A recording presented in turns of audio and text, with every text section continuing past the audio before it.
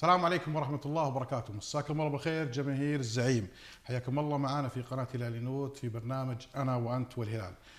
ضيفنا لهذه الحلقة الأستاذ إبراهيم الجار الله، الكاتب الرياضي والناقد الرياضي المعروف. حياك الله أبو بدر معنا. الله يحييك، اسعد الله مساءك ومساء جميع مشاهدي قناة هلال نود. أتمنى أن نكون إضافة لها القناة وأن نسعد عشاق الزعيم الملكي، زعيم أندية آسيا الهلال السعودي. واثقون منك طال عمرك، وبإذن الله راح يستفيد منك المتابع. شكرا. سؤالي لك أستاذي الفاضل، الإعلام الهلالي وأنت من رواد الإعلام الهلالي من أيام الصحافة الورقية وعز ازدهارها، أين ترى الإعلام الهلالي حاليا في هذا المشهد؟ يعني أول شيء بسم الله الرحمن الرحيم. إعلام الهلالي كلمة فضفاضة طبعا، يعني كما أن الإعلام الهلالي هناك إعلام الأندية أخرى. صحيح. حتى وإن حاول البعض يعني يتكلم عنها بمثالية عالية، يقول لك لا يوجد إعلام هلالي، لا يوجد إعلام مثلا نصراوي، اتحادي، شبابي، أهلاوي إلى آخره. لا، موجود. إن لم يكن تحت سمع وبصر هذه إدارات الأندية المعنية فهو إعلام الظل أو إعلام المساندة، سواء بعلم الإدارة أو بدون علم الإدارة. هذه نقطة. النقطة الثانية أنه السوشيال ميديا شكلت إعلام لا يخضع لمقاييس معينة، يعني فضاء مفتوح. بالضبط. يعني ممكن يعني شاب بسيط عمره 15 سنة تجد له 100-200 ألف متابع. صحيح. من خلف وكأنه وهو صوت يصنع إعلام، يصنع حدث. صح أنه ليس عنده الأدوات، لم يدرس، لم يمارس، ولكنه على حسب ما يشاهد أمامه يحاكي مثال آخر في تويتر، يحاكي بدون تجربة. بدون تجربة طبعا يحصل فيها أخطاء، يحصل فيها أحيانا تجاوزات، يحصل، ولكن الجود من الموجود. يعني هذا هو يعني ما حد استطاع يعني أخذ هذا النموذج من الإعلامي أو الصوت اللي نقدر نسميه إعلامي أو مشجع وبدأ يصقله ويساعده في بعض الخبرات أو يوحد هذا الصوت، ولا بعضهم وصل إلى 800 ألف 700 ألف 500 ألف متابع. نجي نقول الإعلام الهلالي. طبعا في عز الإعلام الورقي كان هناك، خلينا نكون واقعيين، الإعلام الصوت الهلالي أو الإعلام الهلالي، وثقة تامة أنه بدون أن يكون هناك إنجازات على الأرض للفريق لا يمكن أنك تصنع له صوت إعلامي ونتائجه خارج يعني المنافسة. الهلال كان موجود في أرض الميدان. صحيح أستاذ إبراهيم، بس لو تسمح لي، أنهم كانوا خطين متوازيين، فريق هلالي قوي وإنجازات قوية. بالضبط. إعلام هلالي قوي وإنجازات قوية. بالضبط. كانوا خطين متوازيين. هذا الإعلام اللي كان موجود وكان متمثل في صحيفتين مشهورة وفي مجلة تقريبا لحد ما الجزيرة والرياض واليمامة. صحيح. وخرج من تحت عباءة هذا الإعلام إعلام الأندية أخرى، يعني لم يكن يقتصر على الهلال. صحيح. كان يكتب فيه الاتحادي، يكتب فيه الشبابي، يكتب فيه النصراوي، يكتب فيه الأهلاوي، حتى كرأي أو حتى كمندوب أو مراسل في لهذا الصحف. الهلال كانت، خلينا نكون واقعيين، الناجح دائما محارب. أكيد. وبالتأكيد لا يمكن، شوف خلينا نكون واقعيين، يعني خلينا ناخذها حتى على مستوى المنتخبات السعودية، وأنا يمكن هذا المثال قلته كثير. خلينا نقول على مستوى منطقة الخليج، الفريق اللي دائما كنا نعاني منه دائما أو منتخب الكويت. خلينا نكون واقعيين. شوف التاريخ الآن بعد مضي كم من انطلاقة البطولة عام 1970، يعني تتكلم عن تقريبا 46 سنة، قاربنا على نصف قرن. شوف كم عدد البطولات اللي حققها المنتخب الكويتي. صحيح. أثناء البطولات السابقة، بطولات دورات كأس الخليج، أو كنا معليش كان الشحن ضد منتخب الكويت قوي وعالي جدا. ليه؟ منتخب الكويت كان يفوز علينا، كان يتغلب علينا، كان عنده الأدوات، كان عنده النجوم. من يتذكر نجوم السبعينات، نجوم بداية الثمانينات؟ كان لنا الحجة أنه التحكيم ضدهم وأنه معهم وضدنا وأنه نختلق الأعذار. نعم، وربما يكون في جزئية منها صحيح، ولكن على أرض الميدان كان المنتخب هو الأقوى. نجي الفريق الهلال الآن. فريق الهلال طبعا من منتصف الثمانينات الميلادية تقريبا، وهو فرق عن بقية الفرق وأشقائه من الفرق السعودية الأخرى تقريبا من عام 85 أو 86، 1985 أو 1986. والفريق الحقيقية انطلق الهلال خلالها إلى عام 2016 تقريبا حصد ثلثين أو 3/4 بطولاته. بالتأكيد أن هذا الفريق اللي حقق بطولات وكان بعض السنوات لا يخرج إلا ب5 أو سداسيات. نعم. يعني كان على مستوى العالم يمكن قليل من يحققها، فرق معينة وهي مميزة. بالتأكيد أن هذا الفريق سيكون لها أعداء، ما استطاع أنهم يتغلبوا عليه داخل الميدان. الحيلة أو الطريقة أو الخطة البديلة اللي هو محاربته خارج الميدان. أنا ما استطعت عليك في الميدان، مثل ما كنا نعجز ان نواجه منتخب الكويت في ارض الميدان. هذا خليني اطرح سؤال ثاني. تفضل. ليش انا حارب الناجح؟ ليش انا ما احاول اني انافس الناجح؟ ليش ما اتعلم منه؟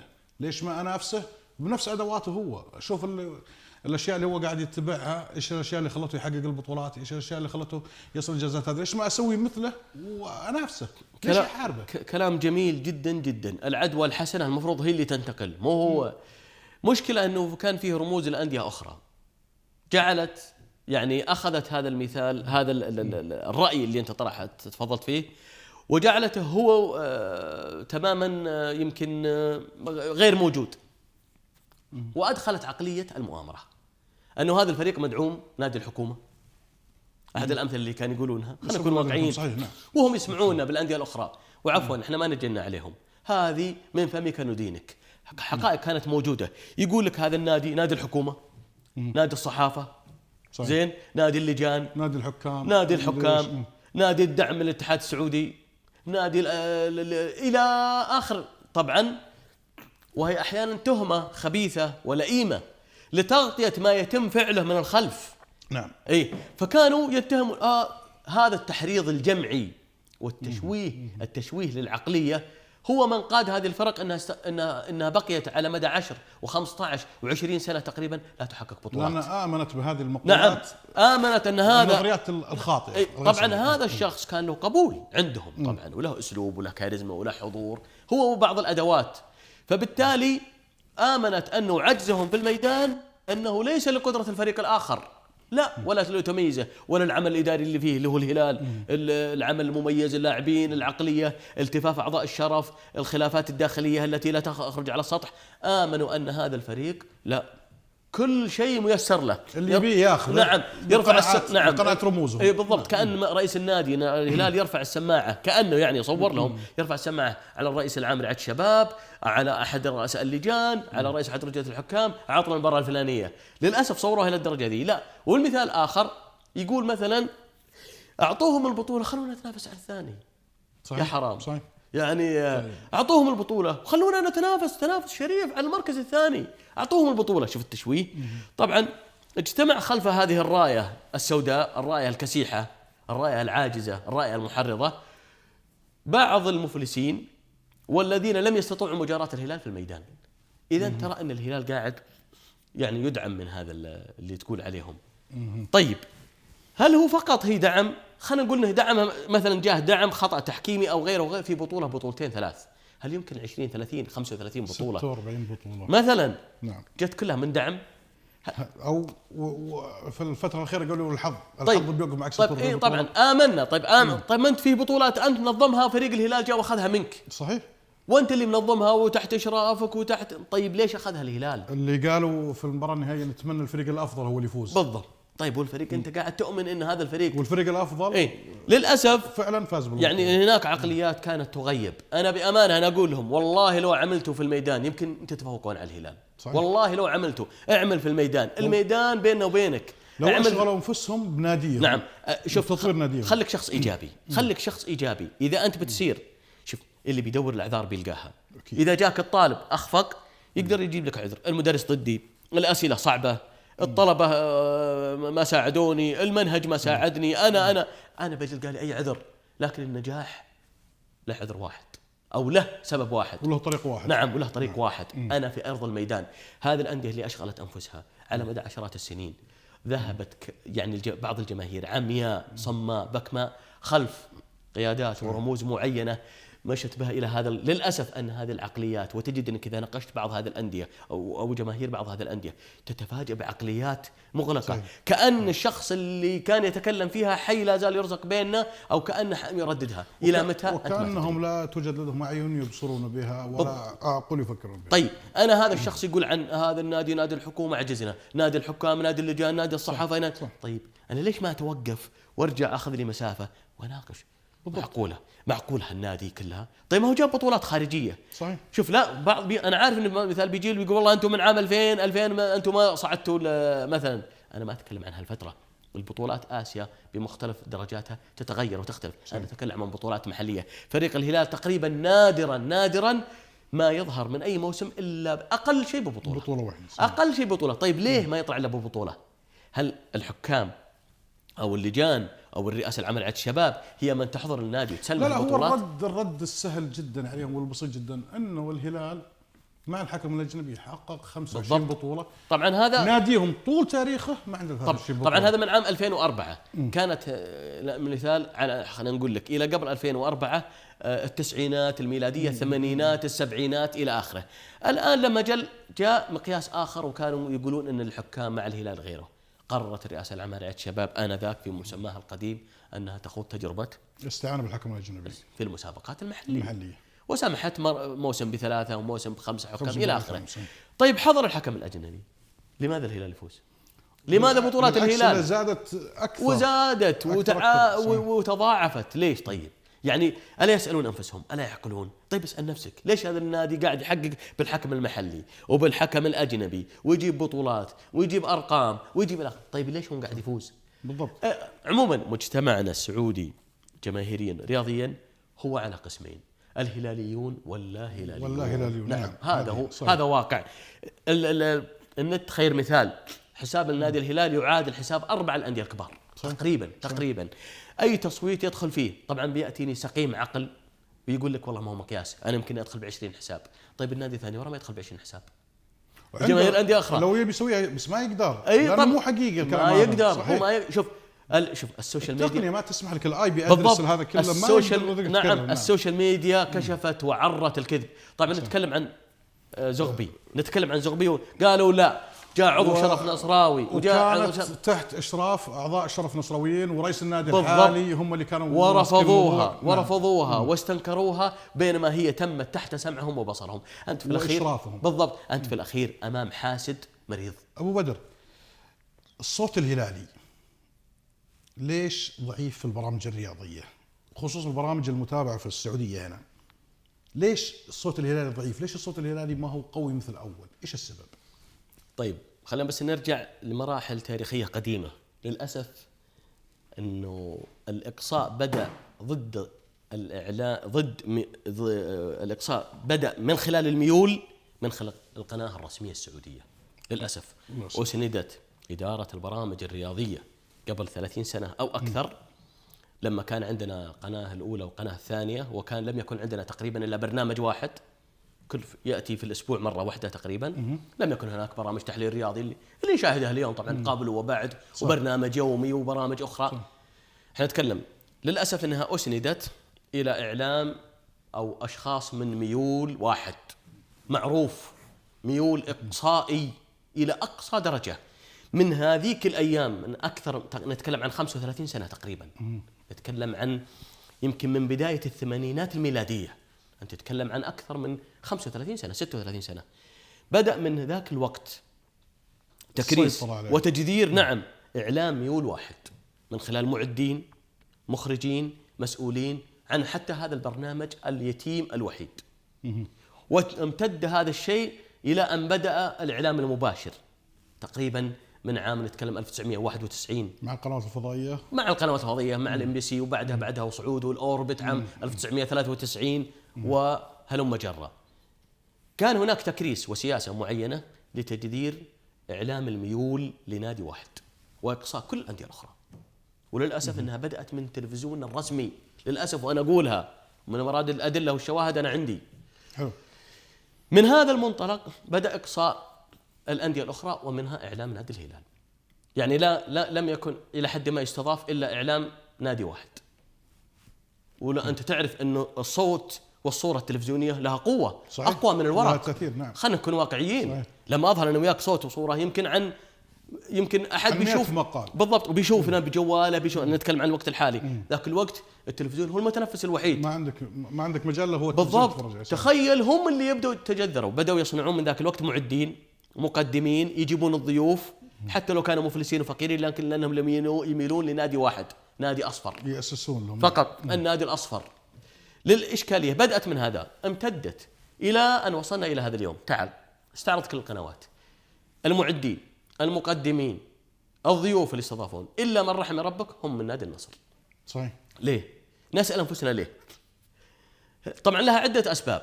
السبب الاساسي اولا لمحاربه نادي الهلال. خلينا نكون واقعيين، هم ما استطاعوا عليه في الميدان. الثقافه والعقيده الاعلاميه ان صح التعبير اللي بنيت انه لابد انك تكون ضد الهلال. الشيء الثاني العقيده عندهم هي انك تكره الهلال بالضبط اكثر من انك تحب ناديك، حبك لناديك. والدليل الثلاث نقاط اللي سحبت من العزيز والشقيق نادي الاتحاد عميد الانديه السعوديه. ترى ما همهم انها تسحب من نادي الاتحاد، ترى ما همهم ذي، بس اهم شيء انه ايش؟ لانه منافس الهلال على الصداره. نعم لا تروح الهلال ترى. طيب خلها منافسه شريفه. صحيح. خذها انت يا النصر، خذها انت يا الاهلي، خذها انت يا اي نادي اخر، على الرحب والسعه. الهلاليين ما عندهم مشكله، الهلاليين يرون القمه تتسع للجميع، تعال خذها، لكن لا تحاول انك تقصي بطريقه غبيه. صح. النادي الاتحاد نادي شقيق وحسب امكانياته، بعد ما اعاده لابنائه الرمز احمد مسعود رحمه الله عليه، بعد ما اعاده رحمه الله عليه، وشوف بامكانيات بسيطه قاعد الاتحاد يقدم مستوى جيد. عادوا الاتحاديين الاصليين بالضبط، عادوا بلا مطانيخ بلا غيره بلا كلام فاضي اللي كانوا يطهبلون وسحبوا النادي الى مناطق اخرى.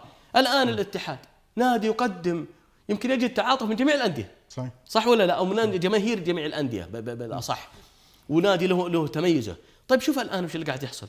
هذا مثال على انه ما همهم ترى انديتهم، مع انه لو خصم من نادي الاتحاد وثبتت هم المستفيدين ترى، بس ما همهم اهم شيء في بعض الاعلام للاسف الاهلاوي للاسف وبعض النصراوي وغيره بعضهم ساقوا مع بعضهم جماهيرهم. وعلى فكره وانا احذر، هناك تجربه تستنسخ كما طبقت على الاعلام النصراوي وجماهيره، كما طبقها الاعلام النصراوي على جماهيره، قاعده يقودها بعض الفقراء الاعلاميين الاهلاويين ويسحبون معهم جماهيرهم، واخفوا صوت العقل والاعلاميين الاهلاويين العقلاء، اخفوهم بهذا المنطق. الاعلام الهلاوي حديث تجربه للاسف، نعم، مغيب 35 سنه لا بطولات لا اشياء للاسف يعني ومسير للاسف يقودها الان من الاعلام الاصفر الفقراء الضعوف، يعني ناس مفلسين، ناس لا تتشرف بهم احيانا للاسف انا اقولها، لكنهم يقودونهم.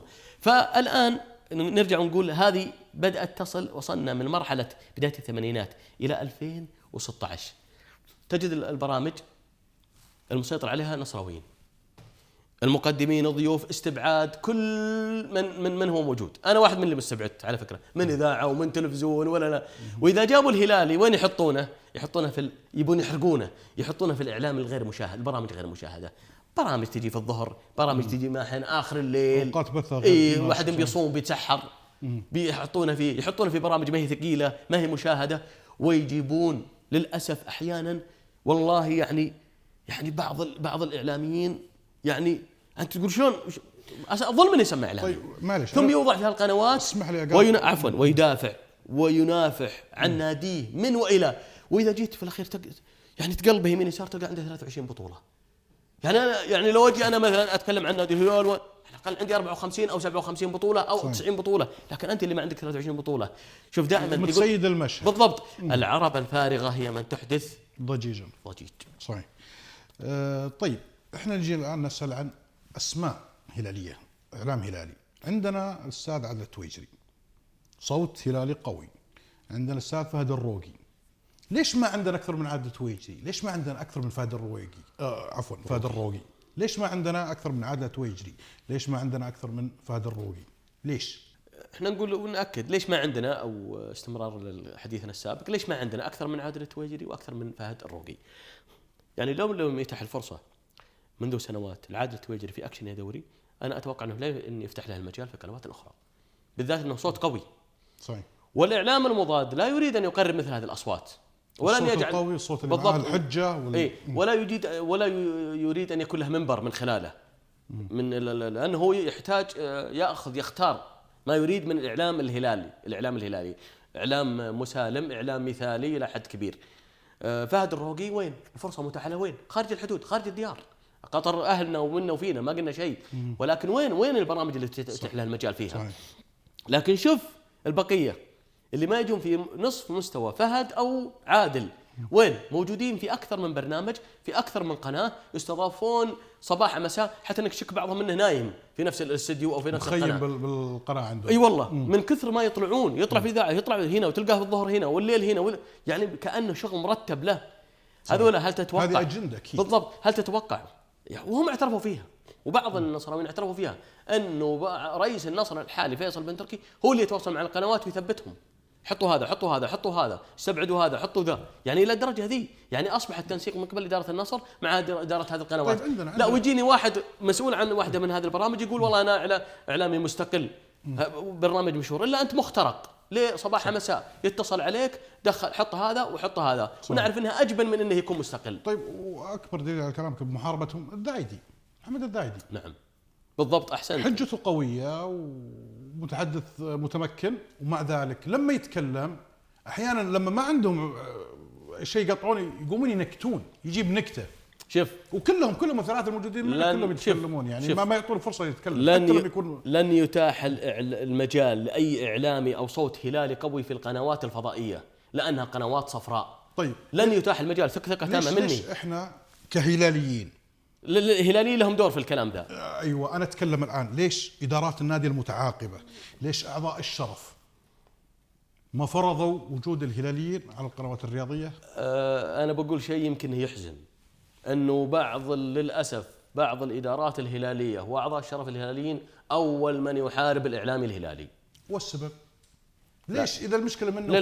للاسف ما جبنا مثال فيصل بن تركي اللي قاعد يثبت النصراويين اعلاميين بعضهم ويوزعهم توزيع على وهم والله بعضهم لا يملك شيء، والله بعضهم معليش، بعضهم والله تقول كأنه محرج في حراج بن قاسم، معليش مع الاحترام والتقدير والله العظيم. خلينا نكون نتكلم مهنيا، انا ما نتكلم على اشخاص. والله يا ناس بعضهم يا رجل حتى في استراحه الكلام اللي يقولون الناس في استراحه انه افضل من الكلام اللي قاعد يقوله، لكن بس افتح فمك وانت اصفر يرزقك الله، خليك مهرج بس، خليك مهرج اصفر امورك تمشي. مهرج تقول تخبط ذا في ذا عادي يا رجل. الاعلام الهلالي يا رجل حتى احيانا تشك في عقلك وانت تابعهم. صحيح. تقول انا صحيح. صحيح. وتستنقد على نفسك وسط البرنامج تقول ما انا صاحي انا صاحي اتابع ذول المهابيل ذولا، تقفل وتطلع ولا تغير تغير القناه. عيالي لما يشوفوني اتفرج على البرامج والله العظيم بيتاثرون. انت تستنقد نفسك وتقول حد يتابع ذولا يا رجل وخر، ومع ذلك قاعد يثبتهم. يعني الباطل وجد من يدافع عنه ويثبته، بينما نرجع ونقول انه بعض الادارات نادي الهلال وبعض اعضاء الشرف اول من يحارب السبب لا يريد، لأنه عارف أنه الصوت الإعلامي الهلالي قوي وينتقد ولا يجامل. لا يمكن، يعني لنا في قضية دونيس العام الماضي خير مثال، انتقد الإعلام الهلالي الذي قلبه حريص على الهلال ومصلحة الهلال، انتقد في دونيس ويا رئيس النادي الغى عقده، تخلص من هذا الرجل، وفي الأخير لم يتم سماع كلامه، وفي الأخير خرج الهلال من الموسم خارج الوفاض ما عدا بطولة واحدة تقريبا، وبعدها وقبلها السوبر. ليه؟ طيب لأن الصوت الهلالي لا يجامل غالبا. هذه إدارة هلالية واحدة. يعني الصوت الهلالي لا يشترى. طيب اوكي. يعني بعض الأصوات الأخرى الأندية الأخرى للأسف ممكن أقول لك يدفع لها وتشترى. طيب أنا أتفق معك بالشيء هذا ممكن يعني إلى حد ما، ولكن نقول هذه إدارة هلالية واحدة لها السنة واحدة والآن احنا هذا الموسم الثاني. طيب الإدارات اللي قبلها تغير وسائل التواصل، خصوصا إدارة الأمير عبد الرحمن المساعد 7 سنوات تغير وسائل الإعلام وتنوعها. خلينا نكون لازم نؤمن بالتغير اللي حصل خلال آخر 10 أو 15 سنة على مستوى وسائل الإعلام الورقي تراجع، كان له التأثير القوي، كان هو اللي يقود. كانت إدارات نادي الهلال تحسب لجريدة الجزيرة والرياض كصوت قوي إعلامي وتحسب له 1000 حساب، كان يجيب المصادر من داخل النادي، وكان أحيانا بعض التعليقات حتى منع الحرج تكتب تحت اسم رمز معين. ليش ما نقول بدل ما كانت تحسب لنا الحساب، ليش ما نقول انها كانت تعطي من المجال عشان تكون شريك مع النادي في النجاح، شريك مع النادي في الانجازات، اصل الاعلام شريك مع النادي في التوجه السليم. اصل الاعلام رقيب، الاعلام رقيب. بعض رؤساء الانديه الهلاليين هم ما يريدوا ان الاعلام انه يكون رقيب، يكون يعني يمكن انا ما ادري، يمكن بعضهم يقول اسكت عني لا تجيب لي طاري، اتركني اشتغل، لا تنتقدني، اذا انتقدتني يمكن انت بتشوش علي، انت بتسبب لي مشكله. طبعا هو قد يكون هذه مبالغ فيها. انا اقول على الادارات الهلاليه انها تسمع للصوت الهلالي الاعلامي، حتى لو كان في انتقاد بحده حاول انك تحتويهم وتجلس معاهم واسمع منهم وتجاوب معهم. تحتويهم ام احتويهم وغيب صوتهم؟ لا تحتويهم وتسمع. في فرق. نعم. لا ما في احيانا الناس تاخذ مبنى الاحتواء ان يحتويك عشان ما تتكلم عليه ولا تنتقدني. انا اعرف واكد لك والله يعني واشهد الله على ذلك انه 3/4 الاصوات الاعلاميه الهلاليه انها لا تريد اي مبلغ من الهلال، ولا هي جايه متحمسه بدافع رغبتها لخدمه الكيان. ولا يمكن انها ترضى عن نفسها تاخذ هلله وحده. ولكن هناك من يعتقد أن كلما اقترب الإعلامي من صاحب السلطة الإدارية أنه يتقرب له يتزلف له، اما لطمعا في مال او اي ميزات اخرى. لا، ان كان هناك شخص فاسد فليس البقيه مثله. هذه نظرة غير الهلاليين. نعم والحمد لله بالضبط، هذه غير موجودة. ينتقدون والحمد لله هم شايفين خير وعينهم مليانة خير. صحيح. بس هم ينتقدوا، يعني يقول لك ان هنا، لانه انت يمكن احيانا اثناء المعمعة الإدارية انت منغمس في شيء يمكنك ما تلاحظ الاشكاليات اللي عندك، يمكن عندك تقصير منها وانت ما انتبهت له، نقطة هنا انت ما انتبهت لها، هو ينبهك لها، ما فيها اي مشكلة. بعض الإدارات الأندية عندها حساسية من الصوت الإعلامي، يقول لك لا حد يقرب، لا حد ينتقدني او انتقد بمجال معين، انت ما تقدر احيانا تسيطر. لكن انت خذ من الاعلام او خذ من انتقاد الاعلام افضله، ولا تاخذ من الصوت المتشنج الا بمقدار معين. لكن مو معناته اذا كان في صوت متشنج اني اغيب البقيه. نعم، اني اغيب البقيه واني احسبهم احطهم كلهم في سله واحده، هذول كلهم واحده. لا، فيه اللي يهمه مصلحة النادي وهم الأغلبية. صحيح. هم الأغلبية، مصلحة الكيان. هذا هو القائم عليه الهلالي، سواء إعلامي وسر نجاح الهلالي. أنا أتكلم الهلالي طال عمرك، سواء مشجع عادي أو إعلامي أو صاحب منصب، نعمل لخدمة الكيان من دافع حب. الشيخ عبد الرحمن بن سعيد مو مثل الجماهير اللا هلالية اللي تشجع الأندية الثانية كرها في الهلال مش حبا في الأندية الثانية. الشيخ عبد الرحمن بن سعيد رحمة الله عليه وموات المسلمين لم يكن يقصي أي هلالي. صحيح. الكل يحتوي الجميع. نعم. الكل على طاولته، في مجلسه، في ديوانه، حتى غير الهلاليين. نعم. ولينتقد ويقول ولا يقصي أحد. يعني بعض الإدارات اللي هي مرت علينا عندها حساسية بزيادة، وبعضهم يقول يعني معليش من هو يكون حتى ينتقدني ذا؟ لا يا أخي، أنت خذ منها الرأي، يمكن يشوف شيء أنت ما شفته، ومع الاحترام والتقدير لك أنت وعملك، وأنت رئيس المنظومة كاملة. لكن ما هو معناته إذا انتقدت إني أطالب بإزالتك. صحيح. لا، ولكن خذ مني الرأي، اسمعه مني، إن كان رأيي صحيح فالحمد لله وافق شيء عندك يعني يحتاج، وإن لم يكن صحيح فعلى الأقل أن أنت تتولى الرد، أو حتى تقول والله تجربة واستفدنا منها. صحيح. لكن إعلام الهلالي نرجع ونقول أنه مغيب من القنوات. ليه لا يوجد؟ أنت سألت ليه لا يوجد عندنا عادل تويجري ولا فهد روقي ولا محمد ذايدي؟ لأنه طبعا على غرار الموجودين، طبعا لأنه الصوت الهلالي يراد له أنه لا يكون موجود، يخفى تماما، يؤتى بالإعلام الهلالي اللي يحمل صفة هلالي أحيانا وليس إعلامي، ولكن يكون حبيب طيب مثالي مسالم، مسوي مثالي. والمثالية طيبة، ما قلنا شيء، لكن مثالية على حساب ظلم فريقي، مو على حساب الهلال. نعم للأسف، خلك مثالي على وللأسف حساب الزعيم. للأسف ولبسوها هلاليين، لبسوها هلاليين. والآن خذ أمثلة كثيرة، احنا قلنا برنامج كورة مثلا، معليش يجيب لك نصراويين يدافعون عن النصر بيديهم وبرجولهم بسكاكينهم وبسنانهم وكل شيء، ويكذبون عينك وعارف انه يكذب. نعم، وثم ذلك محتوى. نعم، ويجيب هلاليين في قمة البساطة وقمة الرقي. يعني انت الان في اشبه احيانا في معركة، هل ممكن يمسك وردة؟ لا. صحيح. هذا اللي قاعد يحصل. ليه؟ عشان يجذر انه الصوت النصراوي هو الاقوى. تعال برامج مثلا في المرمى، تعال برامج اخرى. للاسف الصوت الهلالي محيد ويحارب ويمنع، وللأسف أنه بدأ من الإعلام الحكومي ومن ناس خانوا الأمانة وقتها. الله يسامحهم. آمين يا رب العالمين. الجمهور الهلالي وعلاقته بالإعلام الهلالي، إيش أنت شايف الآن علاقة الإعلام الهلالي مع الجمهور الهلالي بالوقت الحالي؟ في تنافر أم في توافق؟ والله شوف، أنت ذكرت يعني مثالين أو ثلاثة أمثلة، طبعا خلنا ما دامك ذكرتها، مثلا فهد الروقي، عادل التويجري، محمد الذايدي، تجد حولهم إعلام، تجد حولهم جمهور هلالي متعطش يسمع منهم الحقائق، إنه يسمع منهم صوتهم المغيب صحيح. يسمع عنهم ناس قاعدة تدافع عن ناديهم اللي قاعد يظلم، يكون في تواصل مباشر بينهم. أنا معك. بعض الهلال للأسف عندهم ثقافة، يقول لك والله ما دام إني أجلد في الملعب وأفوز في الملعب وشو لا أتكلم، خل إنجازاتي في الملعب. أنا معك، لكن هل هذا الكلام صحيح؟ لا. لا. صح. خلينا نقول الآن الولايات المتحدة الأمريكية أليست سيدة العالم بالنسبة اقتصاديا وعسكريا؟ نعم. هل اكتفت بذلك؟ لا. ما هي اللي تحرك الإعلام؟ بالضبط. ليش ما قال والله أنا قوتي وقوة اقتصادي وقوة نفوذي في العالم تغنيني عن الكلام هذا؟ بالعكس، في الإعلام يجندون ويشترون ويقاتلون، والإعلام عندهم له قوة. بالعكس هو من يزيل رؤساء دول. طيب ليش ما قالوه؟ صحيح. اللي يفكر انه يقول والله انا دوري، انا مثلا انا والله الهلاليين، انا سمعتهم بعض الهلاليين للاسف محسوبين على الهلال للاسف، وبعضهم هلاليين يقول لك والله ما دام اني في الملعب، اذا انا سيء في الملعب استاهل اللي يجيني برا، يعني اكون لقمه سائره للاخرين. صح. اكون انا سطر في اجنده اخرين. يعني واتركهم يشتغلون على راحتهم، واتركهم يشوهون ويقلبون زي ما سووا عليهم ويقولون انا سيء في الملعب. بالضبط. اي والله النتائج السيئه هي نتاج لاشياء كثيره متراكمه من ضمنها الهجوم. وفي دليل اخر وفي مثال على هذا الشيء، لجنه توثيق البطولات. الهلال ليس اكثر بطولات، احد يشكك فيه؟ شوف ايش سووا الان. وين هذا؟ انا ارد على الهلاليين اللي يقولون دورنا في الملعب بس.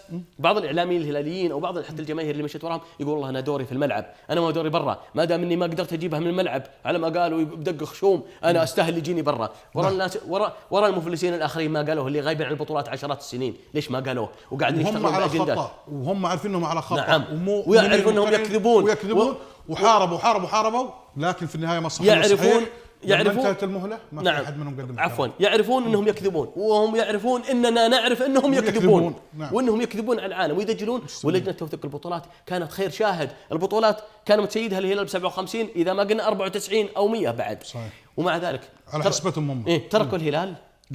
ومع ان بطولات الهلال اوضح بطولات بالصوت والصوره وحصلت اخر 40 سنه تقريبا، غير اللي هي الاغلبيه منها. تركوا الهلال في حاله ابدا، شككوا فيها. يا رجل الى بطولات الان يشككون فيها اللي حصلت من سنتين او 3 سنوات قاعد يشككون فيها. هذه ردي على بعض الاعلامي الهلال اللي يقول دور الهلال في الملعب. في الملعب وبس. نعم. لا وبعض الحرب على الهلال من جميع عفوا. وبعض الاعلاميين الهلاليين للاسف انا ما ادري ايش اقول عنهم، يقول والله عيب اني ادافع عن الهلال، انا مستقل، انا حر. وش المشكله؟ تقدر تجمع ما بين الاستقلاليه وانت قائد نادي الهلال والدفاع عن نادي الهلال. دفاع عن الحق. بالضبط. دافع عن الحق قبل الدفاع عن الهلال. نعم عن الحق لا يمكن. نعم صحيح. لكن تترك مثال ادواردو الان، احنا يمكن قبل الهواء قلناها. ادواردو اللي الان قاعد شانين حمله عليه يعني، وبعض الهلاليين ساقوا ورا الموضوع. ادواردو نعم. طيب والحكم اللي اساء له، والحكم اللي اعطى كرت، يعني كرت في البدايه استفزازي. نعم، واستفز اللاعبين واي حركه يعطي. طيب هذا ما عندك ما له سبب؟ ما انت تقول لكل رده فعل. وليش يقول لك ليش اللاعب الهلالي ما يمسك نفسه ويترك الحكم ويسوي؟ شوف شلون مباشر ذاك. واصر انه يلبسونها الهلالي، اصروا انه يلبسوها على بعض الاعلام الهلالي. طيب اياله وليش قاعد يسويه؟ طيب اللي قاعد يسويه شراحيلي، طيب اللي قاعد يسويه خالد الغامدي، الكنيسه المتنقله يمشي ويجزف. نعم اللي قاعد يسويه الكنيسه المتنقله اياله من اساءات ومن ضرب ومن تعمد ومن بصق. شايع شراحيلي، خالد الغامدي قاعد يخنق فهد المولد، وعشرات الامثله. ليش الاعلام النصراوي ما طرق لها وقاعد يتجاهلها؟ لا ويدافع عنها بكل بجاحه. نعم لما يثير اي حد ما يحاول يجيبها لما احد يثيرها يدافع عنها بكل بجاحه. بالضبط. نعم ويعرف ان هذا كمخطي ولكنه يهاجم. هم دائما يهاجم الحكم حتى يحصل على شيء بعد سنه، بعد شهر، بعد شهرين.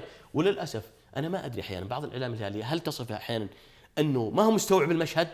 امامك ساحه هم قاعدين يلبسونك اشياء وانت ما قاعد. اذا انت ذكي وحصيف ستعرف انها ضحكه ولعبه. شوف شلون قاعدين التناسق الان. وسائل التواصل الاجتماعي فضحتهم، تلقاهم الان. ابو بدر احنا ترى شطحنا شويه عن الموضوع اللي هو الجمهور الهلالي وعلاقته بالاعلام الهلالي، لانها مرتبطه الى حد ما. خلينا نعكسها من وجهه نظر اخرى. الاعلام الهلالي وعلاقته للجمهور الهلالي. مثلا الان عندنا حسابات هلاليه في تويتر، في سناب شات، في انستغرام، تدافع عن الهلال وتقوم بعمل جبار وتشكر عليه، امانه تشكر على العمل هذا. ليش ما يتم دعم الحسابات هذه عن طريق الاعلام الهلالي؟ ليه ما يدعمون الحسابات هذه وهي قاعده تتعب في الدفاع عن الهلال؟ شوف بعض الاعلام الهلاليين يقول لك ان هذه مثلا حسابات مجهوله، انا ما ادري من اللي وراها. مثلا اقول مثلا خلينا نمشي معهم. التوجه السائد حقه خلينا نمشي معه في وجهه نظره. طيب اوكي، الشخص لا يمكنك تتواصل معه، تجلس معه، ممكن صح. بعض الاعلاميين الهلاليين بعضهم يرى الغيره من هذه الحسابات. ليه؟ الحسابات هذه اصبح لها 100 200 300 400 الف مشاهد، يمكن هو ما له الا 50 30 20 الف او اقل او اكثر من العدد. طبعا ما يمنع اني استفيد من هذه الحسابات ما دام من الاخرين قاعدين يجيشون حسابات، ما دام من الاخرين استولوا على قنوات. ليش ما استفيد من هذولا؟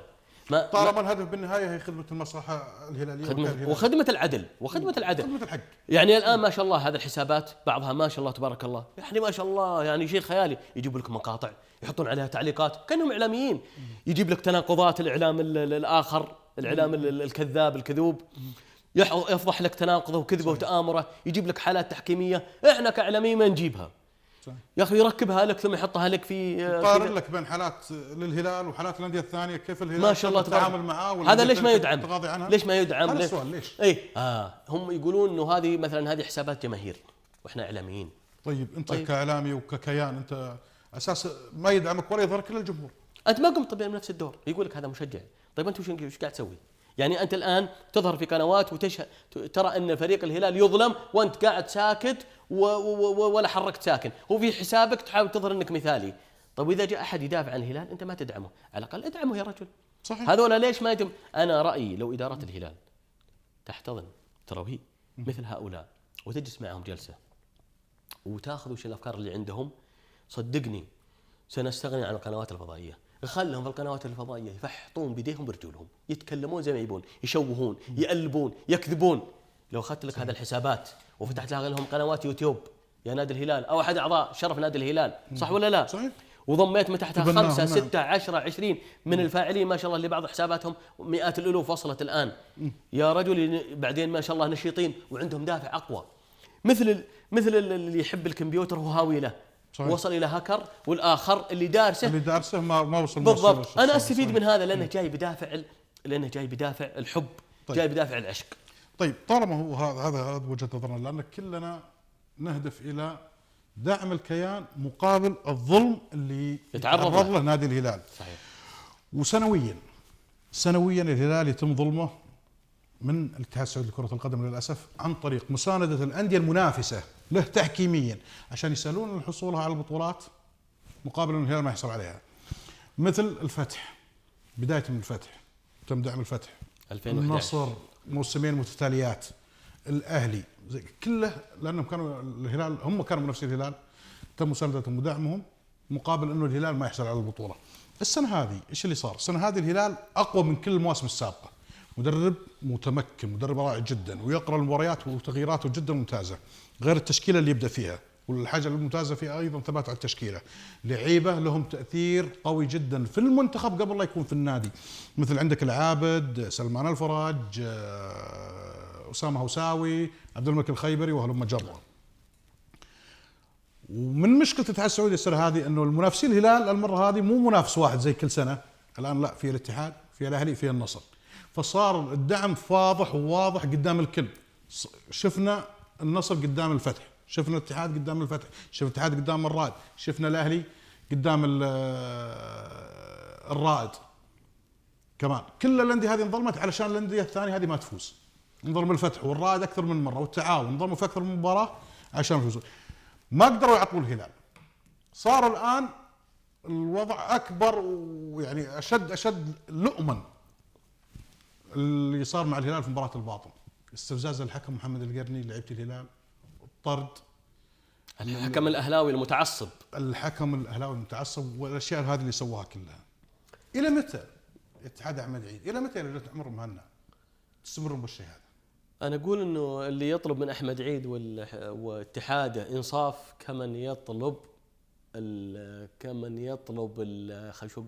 يطلب الرحمة من عدو غاشم. يعني لا يمكن كمن يطلب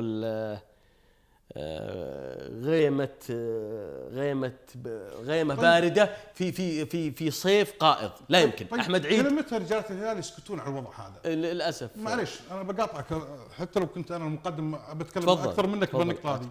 الآن المرشح الآخر للرئاسة سلمان المالك في أحد تغريداته ايش يقول لن أظلم النصر عشان يقولون عني إني عادل، ولن أجامل الهلال. يعني من الآن مجهز لك السيناريو إيش حيسوي. يعني المثل هذا لو يفوز بالانتخابات إيش حيصير في رياضتنا؟ هل حنترحم على أيام أحمد عيد؟ يكفي تغريدته زائد 18 أحمد الفريدي. هل هناك عاقل يضع هذه التغريدة إن ثبت أنها له؟ هو لم ينفيها. هل يمكن؟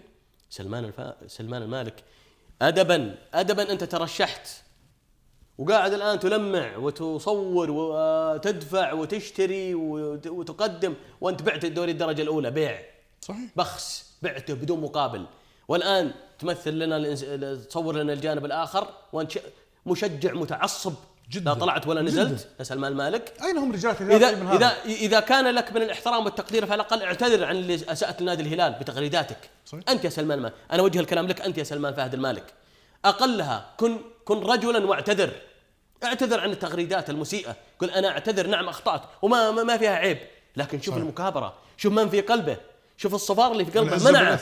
نعم الصفار اللي في قلبه، الصفار اللي منعه أنه يعتذر. أنا خلاص، ما أنت تقول أنا بتقدم بسير للرياضة السعودية كاملة وأنا طيب أنا آسف فعلا أخطأت بالذات تغريدة مثل زايد 18. لو ولدي شافها تصير وش أقول له؟ أقول وش معناتها؟ لو قال لي وش معناتها وش أقول له يا سلمان المالك أنت وغيرك؟ طبعا على فكرة أنا لست أنا على بعد مسافة من المرشحين الأربعة، لكني أتكلم عن شخص رأيت تعصبه، رأيت يعني السم الزعاف منها، يعني ولا يمكن أنا أتشرف أنه يكون رئيس اتحاد، ويكون يوما أسود لو حصل هذا الرجل، لو وصل. وأنا أقولها لك يا سلمان المالك، أنا بصفتي، نعم أنا بصفتي إبراهيم الجراح أقولها لك، لا يمكن أتشرف بوجودك في الاتحاد السعودي على رأسه.